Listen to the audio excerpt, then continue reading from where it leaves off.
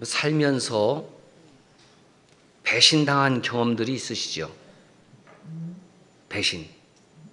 나는 한 번도 배신당한 적이 없다. 이분은 정말 복된 삶을 살고 있습니다.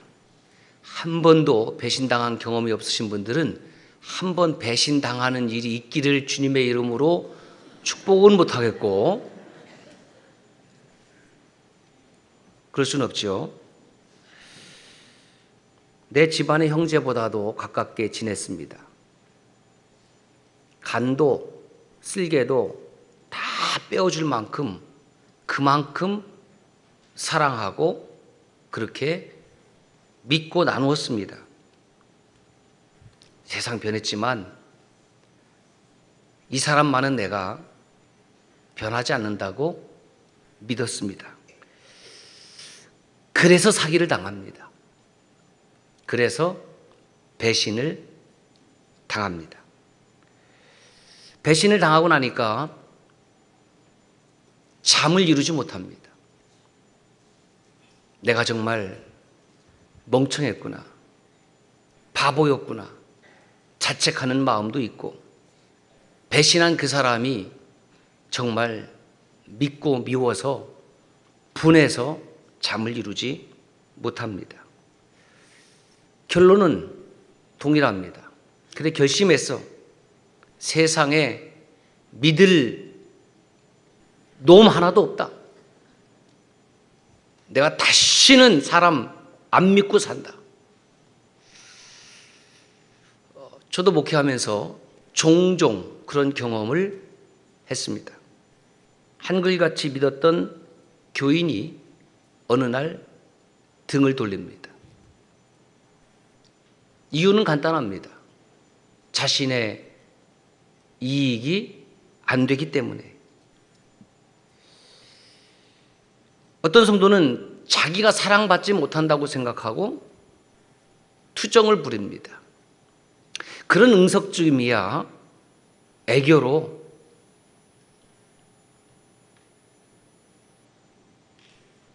귀여움으로 얼마든지 더 섬기고 사랑할 수 있습니다. 철없는 자녀가 다른 형제 자매와 비교하면서 나를 더 사랑하지 않는다라고 이야기를 하면 어떤 부모가 그래 나는 너를 네 형보다 누나보다 덜 사랑한다. 너 그거 이제 알았냐? 이렇게 말하는 부모가 있겠습니까? 잘 몰라서 아직 철부지여서 그러려니 나중에 크면 너도 내 마음 알 거야. 그냥 그런 응석 정도로 받아준 것입니다. 철없는 성도가 목회자를 향해서 투정 부릴 수 있다고 생각합니다. 그러나 투정은 부리되 양이 스스로 우리를 걷어차고 나간다고 하면 목자가 그 양을 찾기는 찾겠지요. 그런데 찾기 전에 밖에는 사나운 짐승들이 자기를 기다리고 있다는 것을 알아야 됩니다. 목회자들의 모임에서 목회에 관한 이런저런 이야기를 나눕니다. 그러다가 배신에 관한 이야기가 나왔는데 한 선배 목회자가 이렇게 조언을 합니다. 교인은 사랑의 대상이지 믿음의 대상이 아니야. 믿음의 대상은 하나님일세. 쉽게 말하면 교인들 믿고 목회하는 것 아니다. 이런 말씀이에요. 여러분 어떻습니까? 제가 여러분을 믿고 목회를 해야 되겠습니까? 믿지 말고 목회를 해야 되겠습니까? 1번 믿고 2번 아니고 몇 번? 1번. 그 선배 목사님은 아니랍니다. 여러분 믿으면 안 된다는 거예요. 그래서 제가 믿지 않고 목회하기로 결심했습니다. 서운하죠?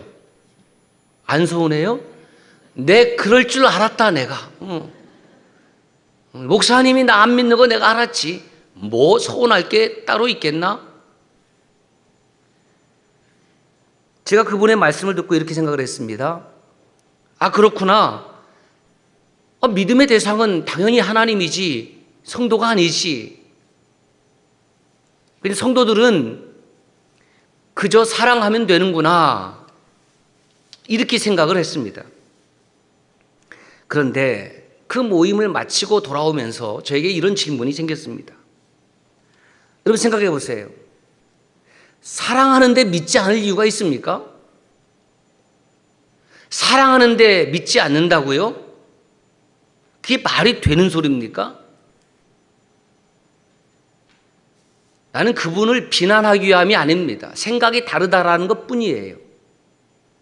그 목사님은 사랑은 하되 믿지는 않겠다고 작정을 하고 목회를 하지만 그 순간에는 그게 맞는 말 같았는데, 여러분 사랑하는데 믿지 않고 사랑할 자신이 있습니까? 사랑과 믿음이 그렇게 분리되는 것인가요? 저는 그 목사님의 목회관이 저와 다르다라고 생각하지 않습니다. 틀렸습니다. 그건 다른 것이 아니라 성경적 관점에 보니까 이건 완전히 틀린 것입니다. 그분은 관계적 믿음 그리고 구원에 이르는 믿음을 구별하지 않았습니다. 여러분, 구원에 이르는 믿음은 오직 예수 그리스도로부터 주어집니다. 그러나 우리가 삶을 살아가면서 형제 사이에, 친척 사이에, 친구 사이에, 성도와 성도 사이에, 목회자와 성도 사이에 갖는 이 관계적 믿음은 주님 오시는 날까지 여전히 계속되어야 됩니다. 관계적 믿음으로 구원받지 못합니다. 오직 예수님이 주시는 구원에 이르는 믿음, 주님이 주시는 믿음으로만 구원받습니다. 그럼에도 불구하고 그 믿음만 가지고 사는 것이 아니라 우리가 함께 살아가는 이 청주서남 공동체 안에서 우리가 서로 향하여 갖는 이 관계적 믿음 때문에 우리는 서로 사랑하고 섬기고 나누고 도울 수가 있는 것이지요. 만약에 이러한 관계적 믿음이 사라진다고 하면 세상은 삭막해질 것입니다.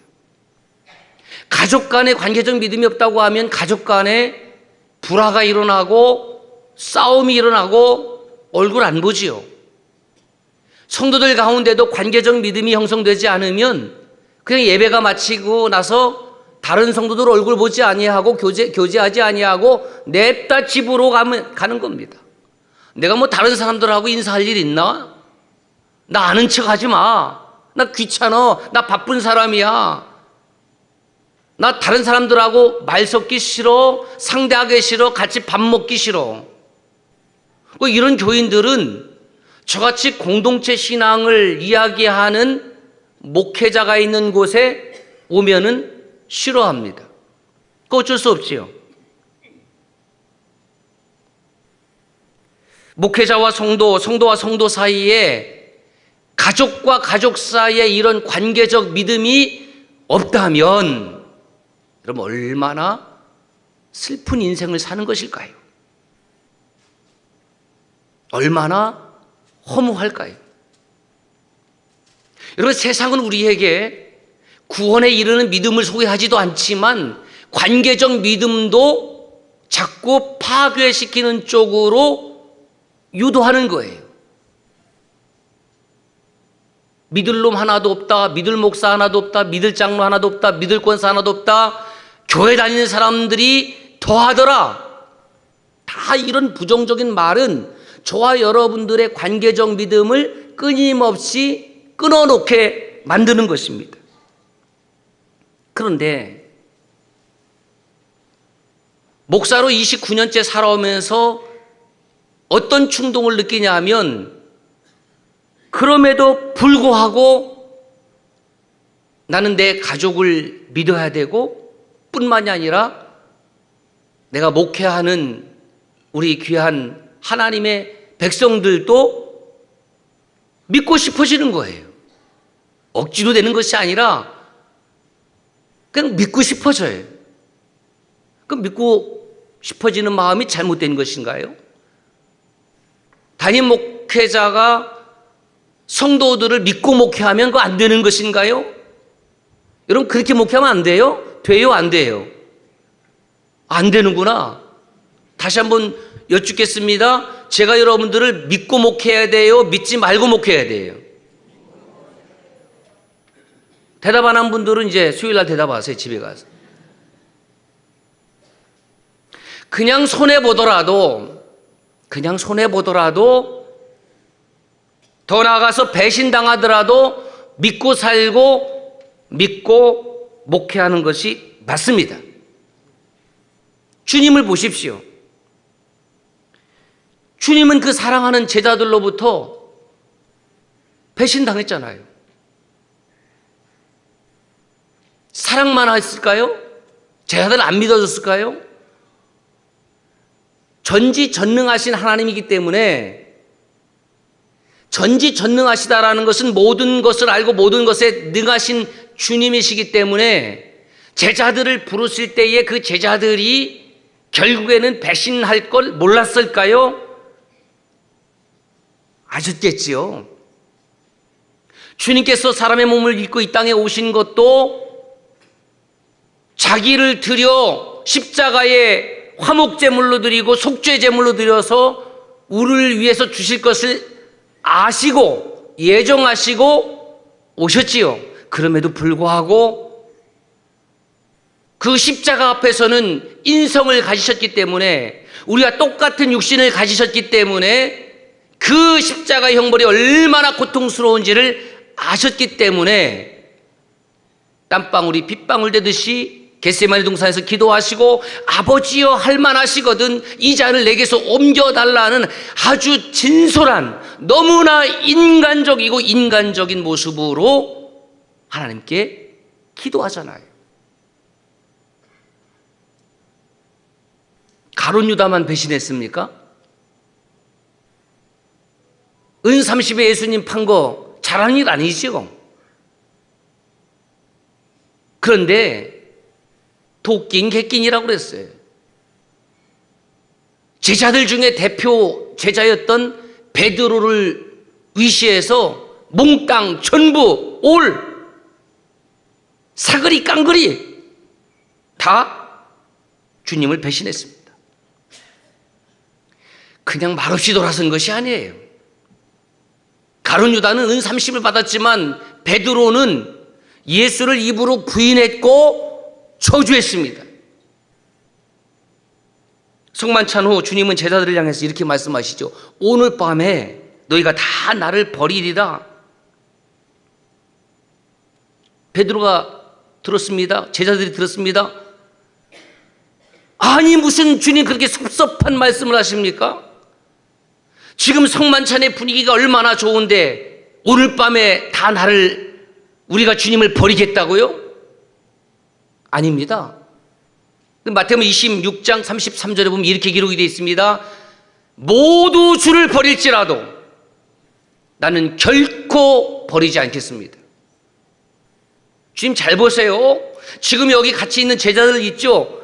얘들은 주님 버릴지 몰라요. 나는 안 버려요. 주님 저를 잘 모르시는가 본데, 저는 한 번 마음 먹으면 직진 그냥 끝까지 가는 사람입니다. 이거 왜 이러세요? 다른 사람이 다 주를 버려도 난 안 버립니다. 오늘 예배를 드리는 여러분 가운데에 이런 생각하는 분이 없습니까? 이 예배당에 앉아있는 모두 다 주를 버릴지라도, 강단에서 말씀을 전하는 저 목사가 다 주를 버려도 저는 절대로 주님 버리지 않겠습니다. 그렇게 여러분 이야기할 수 있는 분이 있습니까?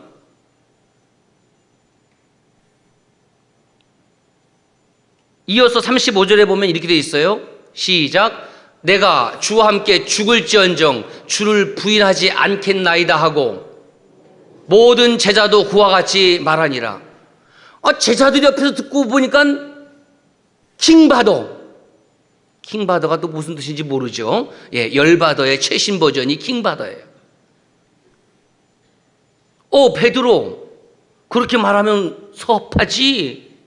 당신만 주를 버리는 것이 아니라 우리 모두 죽을지라도 버리지 않겠습니다. 모든 제자들이 다 그와 같이 말했다라고 마태는 정확하게 기록하고 있습니다. 베드로는 제자들을 대표하는 상징이죠. 항상 자신감이 충만했고 어느 누구보다도 자기는 주님을 더 사랑한다라고 그렇게 확신 있게 말했습니다. 그러나 그 겟세마네 동산 이후에 십자가 앞에서 그는 철저히 무너져 내렸습니다.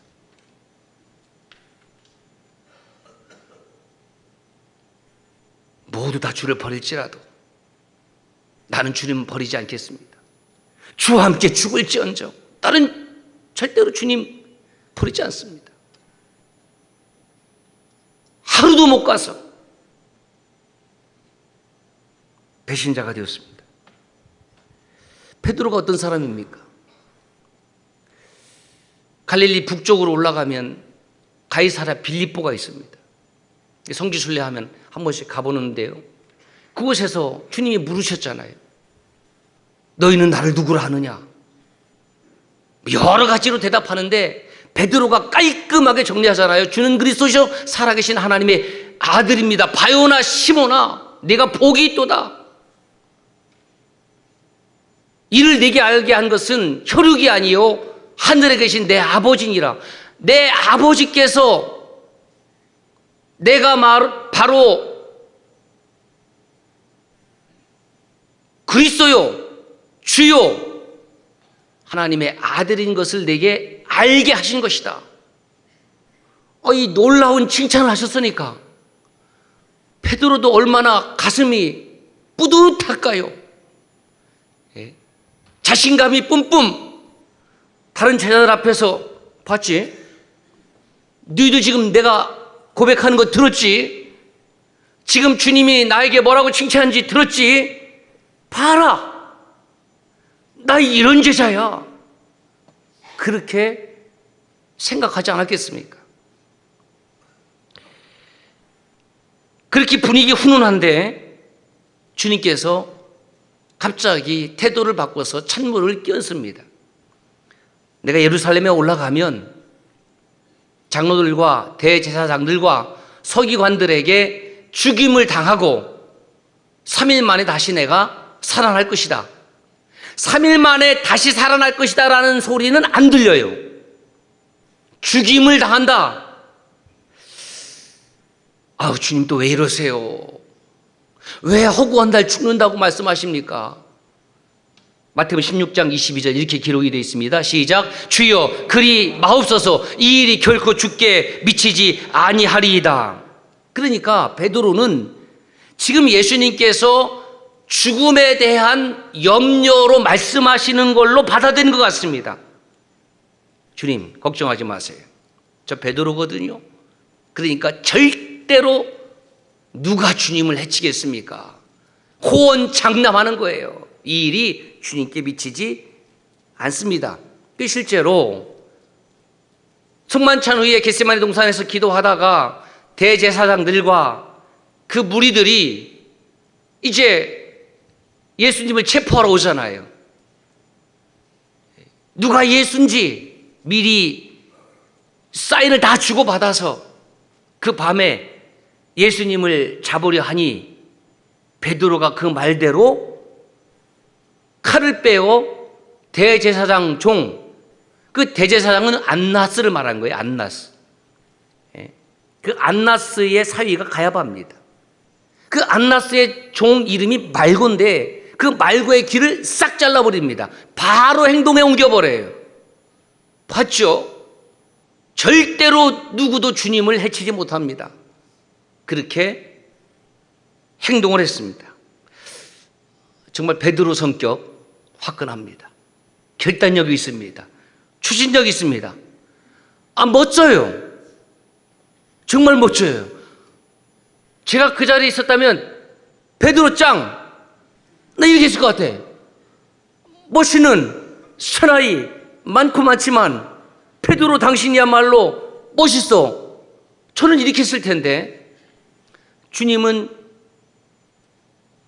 귀가 칼에 떨어져 나가서 고통받는 그 말고의 고통을 외면하지 아니하시고 다시 붙여서 그 순간조차도 치유의 은혜를 행하십니다. 여기서 돌발 퀴즈. 이거 손 들고 맞히는 분에게는 지금 섬나도 마켓에서 맛있는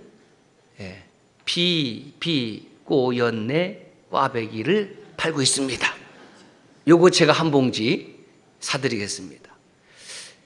베드로는 오른손잡이였을까요? 왼손잡이였을까요? 손 들고. 조성효 권사님. 왼손잡이. 딩동댕동 박수. 야, 박수 맞췄습니다. 성경은 말고의 오른쪽 귀가 떨어져 나갔다고 그랬습니다. 그러면 칼을 칠 때에 일반적으로 지금 상상을 해보세요. 주님을 잡으려고 하고 있습니다. 그러면 그 앞에서 맞겠죠? 그러면 잡으려 온 사람들과 베드로가 대치된 상황 아니겠습니까? 칼을 빼서 싹 내리쳤습니다. 그러면 대각선 방향으로 칼질할 수 있습니까? 없어요. 그러니까 수직 방향으로, 직선 방향으로 내리쳤을 가능성이 거의 확실합니다. 그렇죠? 그런데 말고의 오른쪽 귀였기 때문에 베드로는 그 칼을 어느 손에 쥐고 있을까요? 왜? 이게 추정이 안 돼요, 이게. 여러분 보고 놀랐는데 왼손으로 내리쳤겠지요. 오른손으로 내리쳤다면 말고의 왼쪽 귀가 떨어져 나갔겠지요.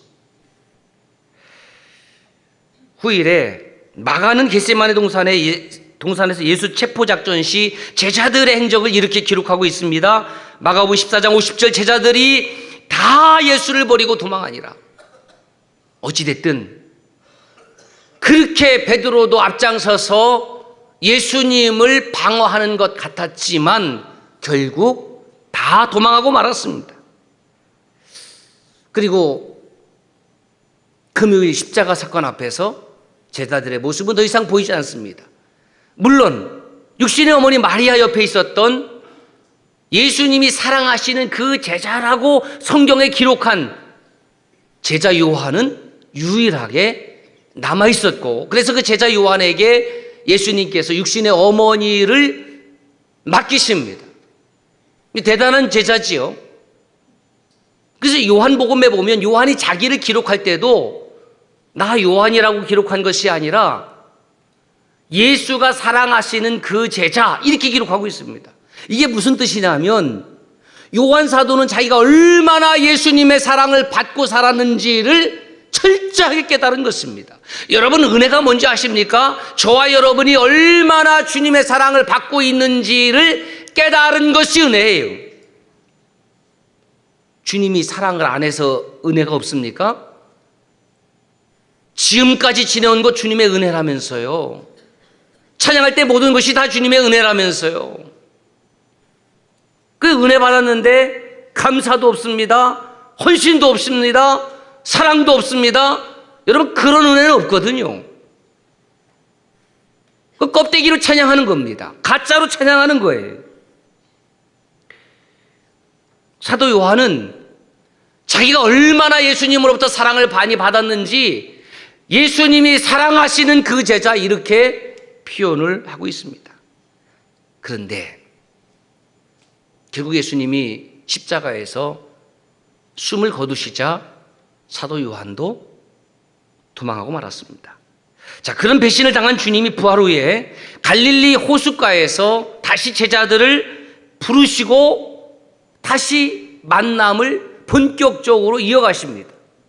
갈릴리 호수가 어떤 곳입니까? 예수님을 처음 불렀던, 제자 삼았던 추억, 하나님 나라의 소망을 말하며 천국 복음을 전한 추억, 수없이 많은 무리들에게 복음을 가르치시고 배고픈 그들에게 오병이어로 배불리게 했던 추억, 아픈 병자를 안수하시고 치유하셨던 은혜의 추억들이 가득가득 쌓인 곳이 바로 갈릴리입니다.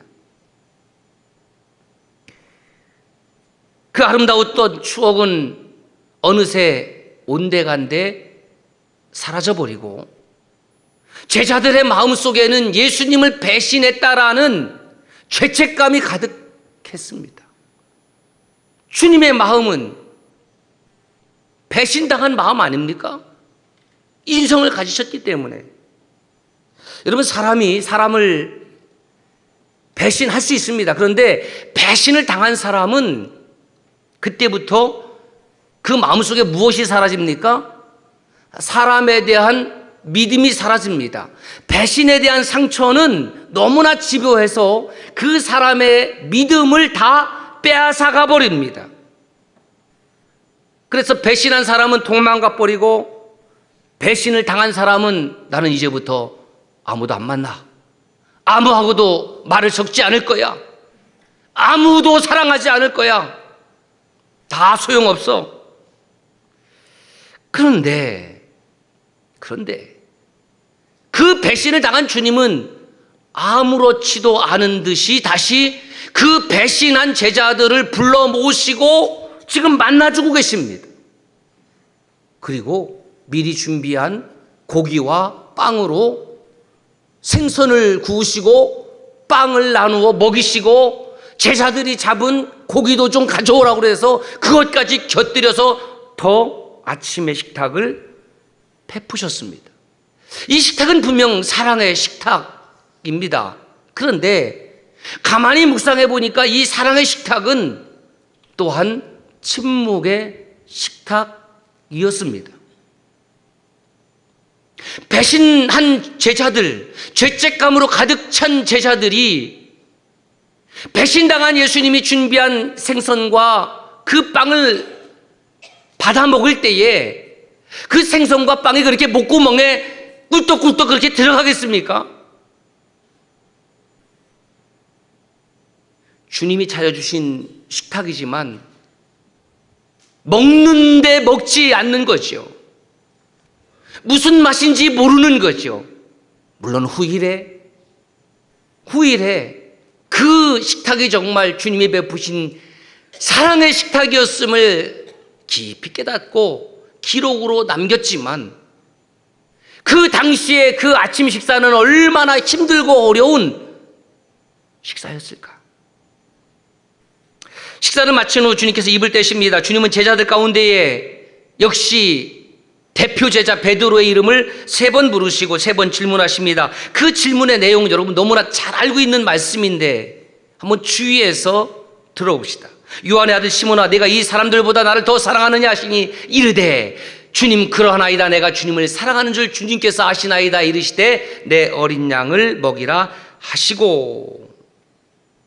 그래서 이것을 원어로 봐야 되는 거예요. 왜냐하면 우리는 사랑하면 그게 어떤 사랑인지를 잘 모를 수도 있습니다. 물론 사랑이라는 글자는 같지만 그 속에 담겨져 있는 의미는 얼마든지 캐치할 수가 있지요. 우리 앞에 계신 우리 집사님들, 여집사님들 사랑합니다. 무슨 사랑이에요? 아가페의 사랑? 확실한 것은 에로스의 사랑은 아니에요. 그렇다면 그게 아가페의 사랑일까? 여러분들이 서로 사랑하는 것이 무슨 사랑입니까? 정말 아가페의 사랑이에요? 여러분, 아가페의 사랑이라는 것은 이것은 신적인 사랑을 말하는 거예요. 그래서 시몬 베드로에게 묻습니다. 요한의 아들 시몬아, 아가파스메, 네가 나를 사랑하느냐? 그 첫 번째도 두 번째도 동일한 질문을 하는데 시몬이 뭐라고 대답하냐면 필로 데, 내 사랑하긴 사랑하는데 주님이 말씀하시는 아가페와 베드로가 말하는 필로가 달라요. 우리는 사랑이라는 단어를 동일하게 쓰지만 예수님과 베드로 사이에 주고받은 사랑은 그 사랑이라는 단어 자체가 다르다는 말씀이에요. 자, 예수님이 시몬과 나눈 대화는 1세기의 그 대화는 아람어였습니다. 그런데 그 1세기 상황은 로마의 속국입니다. 로마는 당시 모든 식민지 사람들에게 어떤 언어를 사용하라고 그랬냐면 헬라어를 사용하라고 그랬습니다. 그리스어죠. 그래서 일반적으로 모든 그 속국에 있는 로마 속국에 있는 사람들이 쓰는 언어 자체가 헬라어 곧 그리스어인데, 그래서 일상적인 그리스어 또는 보통의 그리스어, 일반 백성들 평민이 쓰는 그리스어, 그래서 그것을 코인의 자를 붙여서 코인의 헬라어라고 합니다. 자, 요한 사도가 이 요한복음을 기록한 것은 무엇으로 기록했냐면 헬라어로 기록을 한 겁니다. 원문은 헬라어예요. 다시 말해서 요한은 그 상황 속에서 예수님과의 대화를 아람어로 알아들었는데 당시의 사람들은 다 헬라어를 사용하고 있었기 때문에 아람어는 그 유대인들만이 쓰는 일부에서 쓰는 말이기 때문에 헬라어로 번역할 필요성을 느꼈고, 그 헬라어로 번역하는 과정에서 아람어가 주는 의미가 무엇이냐면 주님이 말씀하시는 아가파는 신적인 사랑을 말하는 것이고, 베드로가 대답한 필로는 형제의 사랑을 말하는 것이었다는 겁니다. 하나님의 사랑으로 나를 사랑하느냐? 아니요, 저는 형제로 사랑합니다. 하나님의 사랑으로 나를 사랑하느냐? 아니요, 저는 하나님의 사랑으로 사랑하지 않고 형제로 사랑합니다. 세 번째 질문은 주님께서 아예 그래서 바꿉니다. 네가 그러면 형제의 사랑으로 나를 사랑하느냐? 그랬더니 베드로와 동일하게 형제의 사랑으로 나를, 주님을 사랑합니다, 이렇게 고백을 하는 거예요.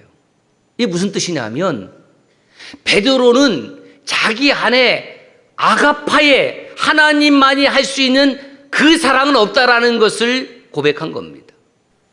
여러분 착각하지 마십시오. 우리가 하나님의 사랑을 받았다고 해서 하나님의 사랑으로 다 하나님처럼 사랑할 수 있는 것이 아니에요. 베드로가 그것을 깨달은 겁니다. 내가 주님 사랑하지만은 주님이 나를 사랑하시는 만큼, 주님의 사랑은 어떤 사랑입니까? 그 배신하고 돌아선 제자를 책망하지도 않고 비난하지도 않고 그 이전에 십자가에 죽을 만큼, 대신 죽어줄 만큼 사랑하시는 그 사랑은 나에게는 없습니다. 진솔한 자기 성찰과 고백이죠.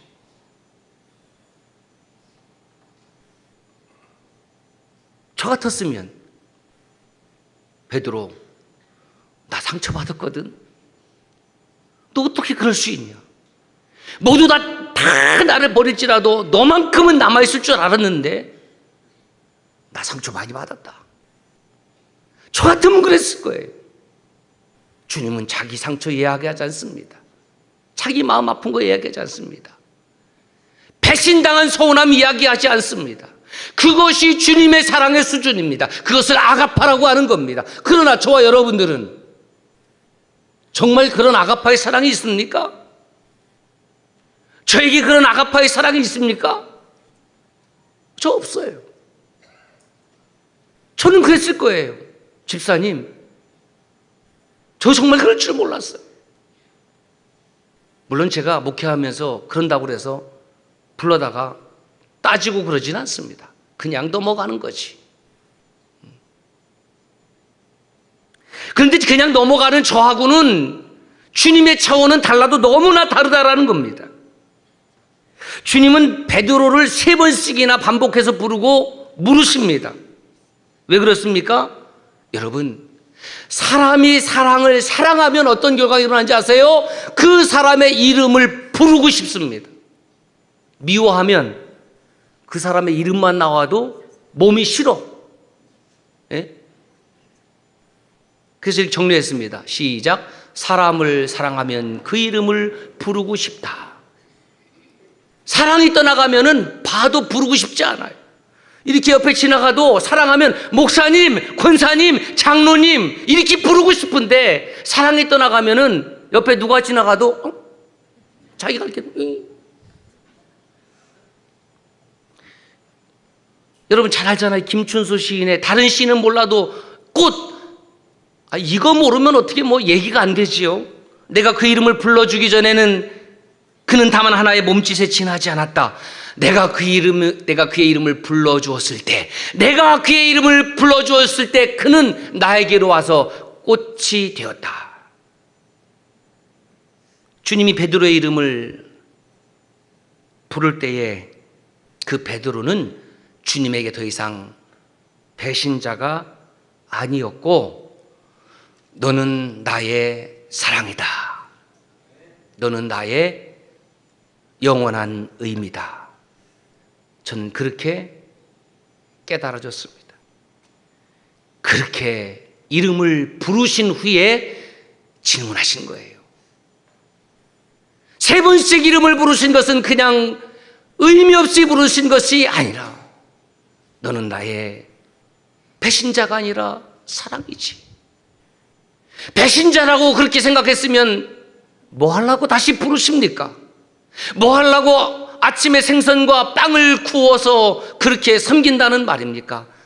너는 나에게 그렇게 했지만 너는 나의 꽃이다. 너는 나의 제자이다. 너는 나의 사랑이다. 여러분, 우리가 주님을 향해서 정말 잘해서 주님께서 사랑하시는 걸까요? 정말 충성하고 헌신해서 사랑하는 것일까요? 아니에요. 주님의 그 한없는 사랑을 받고 깨달았으니 헌신하고 충성하는 것이지. 아가파스 매, 네가 나를 사랑하느냐? 이 사람들보다 또는 뭐 이것들보다 해석은 뭐 헬라어 원문에서 양방향으로 다 할 수 있습니다. 그래서 제가 이 본문을 유대 크리스찬들이 있습니다. 주이시 크리스찬들이 이 본문을 어떻게 해석을 했는지 그 성경이 있는데 그것이 CJB 성경이에요. 크리스찬 주이시 바이블의 약자인데 그 성경에 보니까 이렇게 유대 크리스찬들은 이때의 정서를 이렇게 해석을 해놨어요. 이렇습니다. 영어가 어렵잖아요. Do you love me more than this? Yes, Lord. You know I am your friend. 너 나 사랑하냐? this 이것들보다 뭐 이것들은 이 제자들 또 다른 어떤 것들 뭐 배와 그물 등등의 어떤 것으로 해석해도 상관이 없습니다. 중요한 것은 Do you love me? 나 사랑하냐? Yes, Lord. 주님, you know, 당신 알고 있습니다. I am your friend. 나는 당신의 축입니다. 두 번째도 마찬가지입니다. I am your friend. 그랬더니 3번째 주님께서 질문하신 것이 뭐냐면 Are you my friend? 너 나 그럼 친구니? Yes, Lord. You know I am your friend.